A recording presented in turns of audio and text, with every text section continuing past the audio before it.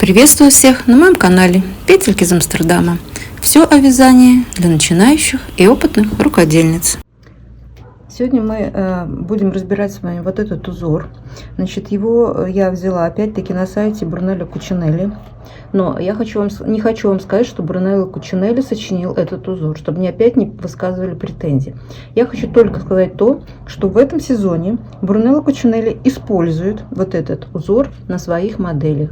У него есть жилетка, связанная этим узором, есть кардиган на молнии этим узором, и также есть джемпер, связанный этим узором. Узор несложный, только он требует внимательности, потому что очень много элементов присутствует. Но если вы захотите и будет желание, вы, естественно, свяжете этот узор. Вот, что касается меня, я бы, наверное, не стала вязать этим узором полностью, а может использовала бы вот этот элемент то есть этот узор как элемент на свитере. Вот, например, вот так, да, взять вот эти ромбики покрупней, сделать их как основное на вашем джемпере, здесь вот заполнить, а вот эту часть вязать просто изнаночной гладью. Также можно использовать вот этот элемент на рукавах. Но это мое мнение, да. Если вам понравится, может также использовать. Если нет, то свяжите полностью, как вязал, как есть на сайте. Значит, раппорт этого узора 16 петель и 24 ряда в высоту. Сейчас мы с вами разберем этот узор, я дам его схему вам. Единственное, что я хочу сказать, что на YouTube я нашла уже пару вариантов от этого узора, да, мои коллеги уже его разбирают. В принципе, я, наверное, не очень много нового внесу, но есть один элемент, который они не так делают, как я. Поэтому, может быть, это будет вам больше понравится. Я сейчас хочу сказать об этих полосках, да. Значит, если вы вяжете просто лицевыми каждый ряд, они смотрятся не такими выпуклыми. Я в данном случае снимаю петлю, не провязывая в лицевом ряду, а в изнаночном ее провязываю. За счет этого она так выглядит более крупно, но это мое мнение, да. А сейчас давайте мы с вами приступим к этому узору. Значит, как я сказала, я вот связала резиночку уже. Значит, здесь у меня вот стоит маркер, это значит, что здесь будет у меня два раппорта, 16 петель и 16 петель и 2 кромочные. И сейчас мы с вами разберем этот узор. Значит, давайте начнем. Я вам буду показывать свою схему, потому что я, еще раз повторю, схему я стараюсь делать свои обозначения. Не всегда, но какие-то элементы, которые мне более понятны, я использую свои обозначения. Вот здесь вот сверху, если вы потом захотите, вы сможете вот это прочитать, все обозначения, как я их делаю. Значит, и сейчас мы начнем с вами с первого ряда. Я сейчас так вот положу, чтобы вам не мельтешило, как говорится, в глазах. И мы начнем с первого ряда. Значит, желательно вы вяжете резинку спицами более маленького размера, скажем, у меня здесь 3,5, а сам узор 4,5, потому что за счет вот этого аранов, полосы, которые с наклоном идут, узор немножко будет стягиваться, поэтому надо брать спицы потолще. Итак, приступим. Значит, первый ряд, значит, у меня кромочная. И дальше я смотрю по узору. 3 петли лицевые, но вот как раз вот эти 3 петли, которые я не провязываю, я их просто снимаю. 1, 2, 3. Потом у меня идет накид. И вот эта стрелочка обозначает 2 петли, связанные вместе. Вот здесь двоечка стоит с наклоном вправо. Так как я вяжу классикой, то в данном случае я менять стенки петли не буду. Те, кто вяжет бабушкиным способом, при наклоне вправо вам надо будет поменять стенку у ваших петель, одной и второй. И потом только провязать вместе. Это когда вы при наклоне вправо. При наклоне влево здесь тоже появится такой вариант. Я буду менять стенки, а тот, кто вяжет бабушкиным способом, им не надо вязать стенки. Это один раз скажу, больше я не буду говорить, вы сами на это обращаете внимание. Итак, у меня классика, я смотрю. И чтобы было проще каждый раз не смотреть, вот каждый раз не присмотреть схему, сколько еще надо вязать, 2 вместе, накид 2 вместе, я всегда смотрю и посчитаю. Вот у меня идет вариант 1, 2, 3, 4, 5. 5 таких групп. И этих легко, так легко будет вязать. Вот смотрите, вот раз группу мы связали, накид, 2 группы, накид, 3 группы, накид, 4, накид, 5 группа. Все, вот мы их закончили. Дальше у меня 1, 2, 3, и здесь кончается раппорт. Значит, я вижу, снимаю, не провязывая, 1, 2, 3. И если бы раппорт закончился, было бы кромочное. У меня еще один раппорт. Я его сейчас провяжу, еще второй раппорт. Четные ряды вяжутся при поворотном вязании. Вы разворачиваетесь, и так как смотрятся петли. При круговом вязании они тоже смотрятся, то есть вяжутся так, как смотрятся петли. Здесь в этом плане ничего сложного нет, да? Поэтому я буду вязать сейчас поворотным вязанием. Значит, первый ряд мы сейчас с вами провязали. Я сейчас довяжу второй раппорт и довяжу второй ряд. И в третьем ряду мы с вами встретимся. Так, переходим к третьему ряду. Немножко отступления. Я, конечно, вам неправильно сказала. Все четные ряды вяжутся при поворотном вязании, все изнаночные петли, а при круговом вязании все четные ряды вяжутся лицевыми. Да? Вот сейчас я вязала второй ряд, и все петли были у меня изнаночные. Вот обратите на это внимание. Итак, продолжаем наш третий ряд. Смотрим на схему. Так, кромочная.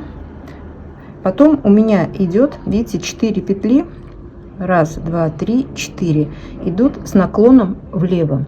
Значит, что я делаю? Я переснимаю все 4 петли на правую спицу, потом перехватываю, подхватываю 3 первые, аккуратненько вытаскиваю спицу и сзади беру вот эту одну и одеваю ее на левую спицу. Вот это мы сделали перекрещивание. Вот эту одну петельку я провязываю лицевой, а потом смотрю, у меня идут 3 лицевых, но не как бы стрелочкой вверх. Это значит, что их я провязывать не буду, я их просто переснимаю. Дальше мы смотрим, у нас опять 1, 2, 3, 4 группы. Опять очень легко. 1 накид, первая группа, вторая группа,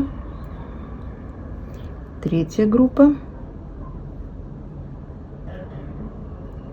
Если у вас ниточка вот та же, как у меня, она немножко как бы расслаивается, надо аккуратно, чтобы подхватить все слои, да. И 4 группа.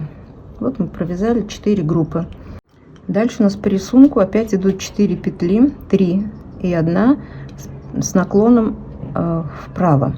Значит, для этого мы берем опять все 4 петли, я переношу на правую спицу, сзади подхватываю первую, аккуратненько вытаскиваю спицу, забираю вот эти 3 назад и возвращаю их опять на левую спицу. И у нас получается, мы провязываем вот эти первые 3 мы не провязываем, мы их переснимаем, а 4-ю провязываем. Дальше у меня идет опять второй раппорт. Сейчас я его провяжу, и 4-й ряд провяжу все изнаночные. Так, 5-й ряд. Смотрим на нашу схему. Значит, кромочную я снимаю, идет 1 лицевая, и опять вот эти 4 петли наши, которые с наклоном влево идет. Я переснимаю 4 петли, потом первые 3 перед вязанием снимаю спицу и подхватываю сзади вот эту одну и одеваю ее на левую спицу. Ее я провязываю лицевой, а вот эти 3 я переснимаю, не провязываю. И в 5-м ряду у нас уже 3 группы. Значит, накид 2 вместе, 1, накид 2 вместе, 2, накид 2 вместе, 3.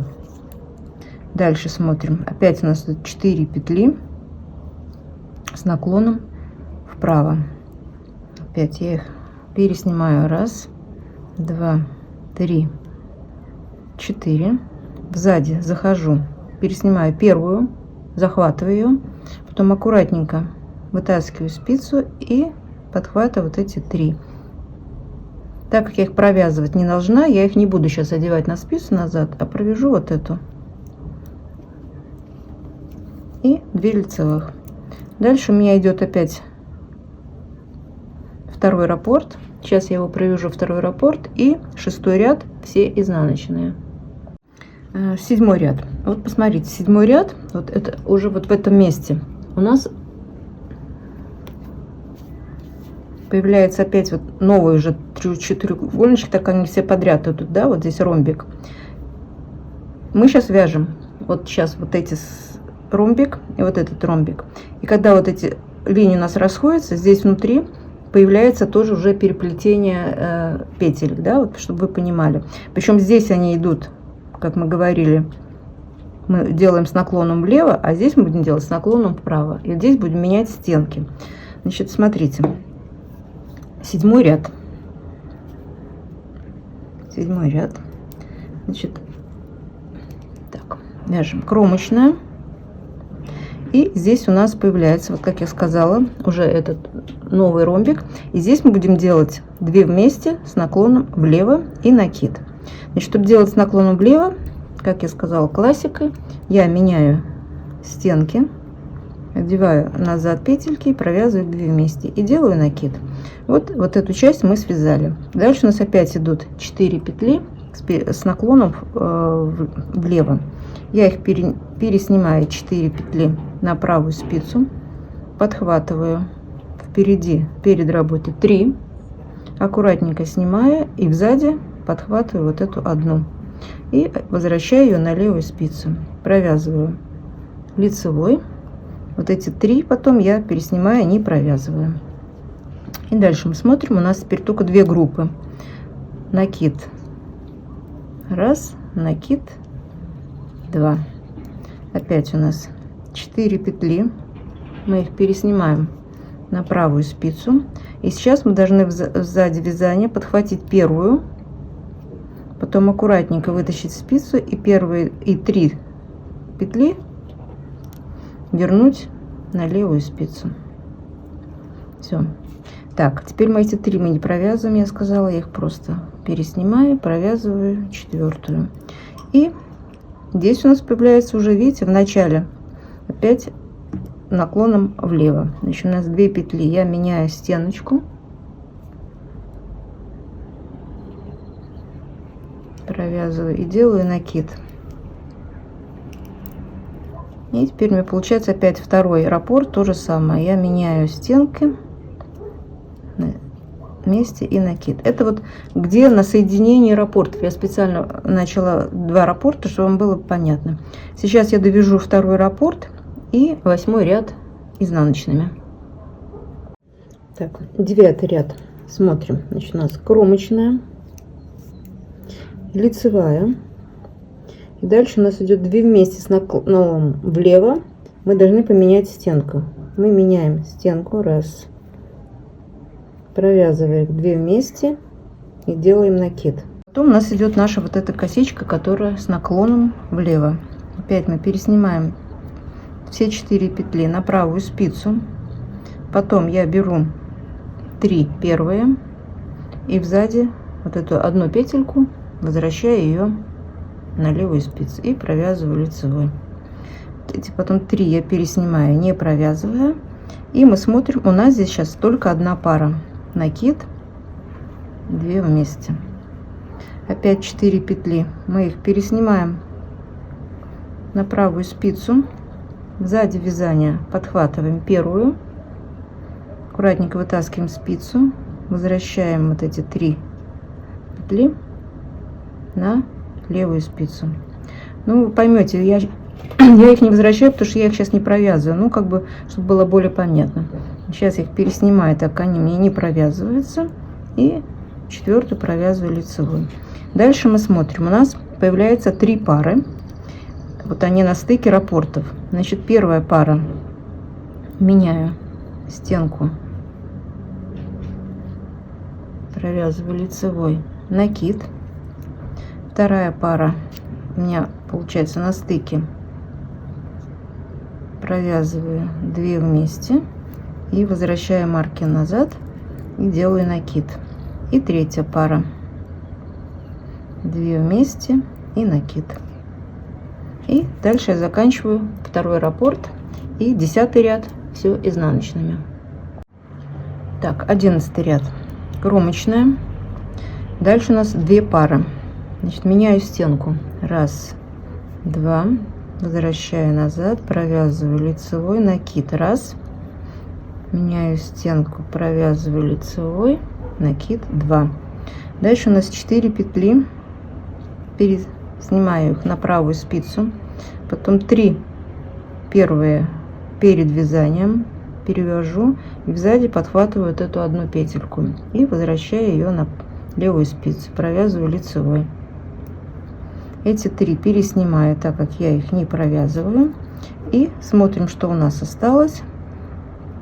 У нас ничего не осталось. Мы больше в середине этих пар у нас двойных нету. Мы опять следующие 4 петли переснимаю на правую спицу, сзади вязания подхватываю первую, аккуратненько вытаскиваю спицу, подхватываю эти 3 и переношу их вперед. Потом по рисунку я их не провязываю. 1, 2, 3, а 4 провязываю лицевой. И здесь у нас 1, 2, 3, 4 уже пара получается. Здесь надо нам менять стеночку. Я делаю, нет, я не делаю, я переснимаю 1, 2 петли, провязываю вместе, накид, 1, 2 петли вместе, накид, 2, 2 петли вместе, накид, 3 и 2 петли вместе, накид. Это будет 4. Теперь у нас 4 петли вместе, то есть 4 петли мы переносим на правую спицу, подхватываю 3 первые перед работой и 4 за работой переношу ее на первое место и провязываю. Эти 3 переснимаю. Здесь, я как сказала, у нас уже нет, опять 4 петли, 1, 2, 3, 4. Здесь сзади работы первую лицевую я подхватываю, вытаскиваю спицу и вот эти 3 петельки возвращаю их вперед. Но так как я их не провязываю, я их как бы тут и оставлю. И 4 провязываю лицевую. И в конце у нас 2 пары. 1, 2 вместе, накид, и 1, 2 вместе и накид.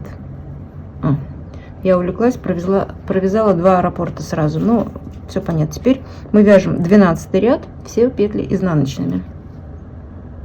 Мы провязали с вами 12 рядов, это половина раппорта в высоту. Вот если вы посмотрите 13 ряд, он уже как бы повторяет наш первый, только со смещением. Если в первом ряду 6 петель вместе были посередине, то здесь они, вот эти 6 петель у нас здесь. Значит, если вы внимательно будете смотреть по схеме, то дальше уже все понятно, да, потому что я не хочу отнимать у вас время, вы будете дальше вязать и сами поймете. Вот полностью схема, значит, 24 ряда. Мы сейчас с вами связали пол раппорта в высоту и 2 раппорта у меня в ширину. Значит, если связать полностью по схеме, то получится вот так вот, да. Вот это все, что я сегодня хотела показать. Если вам понравился этот узор, вы, естественно, захотите его использовать, вы фотографируете эту схему мою или перерисуйте сами ее для себя и вяжите. Единственное, что я хотела сказать, вам как бы поделиться, что при этом узоре, во-первых, не надо брать ни в коем случае нитку в 2 сложения, потому что вот перекрещиваете всегда, вы можете потерять одну ниточку. Также надо обязательно взять спицы толще. Резинку вяжете, скажем, 3,5, основное вязание 4,5. Потому что за счет вот этих вот перекрещиваний узор, он как бы немножко стягивается. Тогда плотность у вас будет не совпадать с резинкой. Значит, отдельно свяжите кусочек такой, рассчитайте отдельно плотность вашего вязания. Я буду рада, если я вам помогла при освоении вот этого узора. А на сегодня все. Пока-пока. С вами была Светлана.